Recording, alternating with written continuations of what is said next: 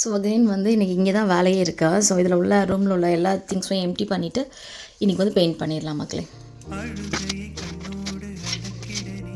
Empty பண்ணியாச்சு. இன்றைக்கி இது எல்லாமே சரி பண்ணிடலாம்.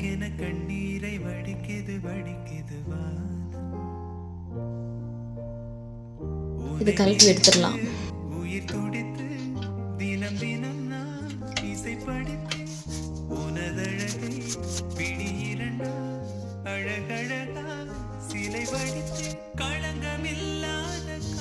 வுட் பெயிண்ட் தான் எடுத்து வச்சுருக்கேன்.